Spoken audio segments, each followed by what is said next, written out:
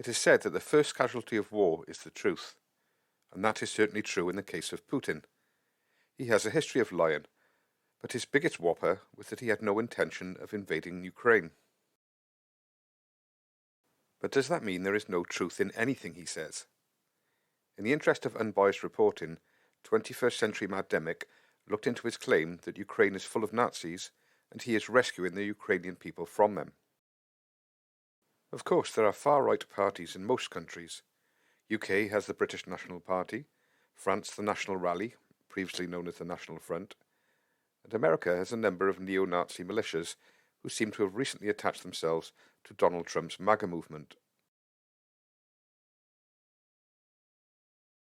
In Ukraine, the biggest far-right party is Svoboda.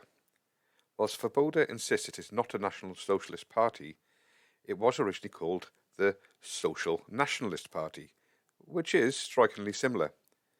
And its original symbol, the wolf's angel, looks very similar to a swastika. The wolf's angel was also worn by various German SS units in World War II, and is widely considered a neo-Nazi symbol. The Social Nationalist Party also set up a paramilitary group called the Patriot of Ukraine, though later, after it changed its name to Svoboda, it distanced itself from the Patriot of Ukraine to some extent. More on that later. Svoboda claim they are not a neo-Nazi party, but according to Wikipedia, they are regarded as racist and anti-Semitic by most in the media, and violently breaking up gay rights rallies, using alleged derogatory terms for Jews and Russians, and one of their advisors referring to the Holocaust as a period of light in history, really does not paint them in a positive light. Many of the policies in Svoboda's manifesto would upset Putin, like cancelling the lease on Crimea, which allows the Russian Navy to use its ports, removing communist street names and statues, publishing KGB agents' names in Ukraine, joining NATO, and reacquiring tactical nuclear weapons. Svoboda has also been involved in fistfights in the Ukrainian parliament with representatives from the Party of Regions who enjoy support in the Russian-speaking areas of Ukraine. Svoboda were involved in the 2014 pro-European Union protests, which became known as the Euromaidan uprising. Although the Euromaidan protests were attended by many normal Ukrainians and moderate parties, Svoboda and another far-right party called the Right Sector were significantly involved, and the latter were reported to be particularly involved in violent clashes with the security forces. Prior to 2012, Svoboda's successes were mainly in the local elections, where they achieved around 5% of the vote nationally. But in the 2012 parliamentary elections, they achieved 10.44% of the national vote and gained 38 out of 450 seats in Parliament. In December 2013, polls indicated that Svoboda would beat Russian-friendly President Yanukovych in the presidential elections, but events overtook things. The Euromaidan protests led to Yanukovych fleeing Ukraine, and a coalition government was formed, which included Svoboda.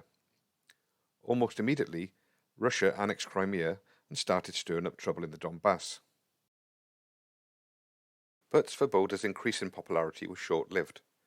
Following the Euromaidan revolution, parliamentary elections were held in October 2014, and Svoboda only won 6 seats. In 2018, Svoboda put forward their deputy leader as a candidate in the presidential election, and he was also endorsed by other far-right parties, but he only won 1.6% of the vote. In 2019, probably due to their dwindling support, Svoboda joined up with the Right Sector and other far-right parties, but still only got 2.15% of the vote. But while Svoboda has been weakened, a far-right paramilitary organisation called the Azov Battalion has gained in strength. It formed to fight the Russian-backed separatists in the east of Ukraine, and attracted former members of the Patriot of Ukraine, which we talked about earlier, football hooligans, and other far-right groups. The battalion wears the same wolf's angel symbol that we talked about earlier. In September 2014, the Azov Battalion became part of the Ukrainian National Guard. Ever since it started, the Azov Battalion has been largely involved in the war against Russian-backed separatists, and Russian soldiers dressed as separatists.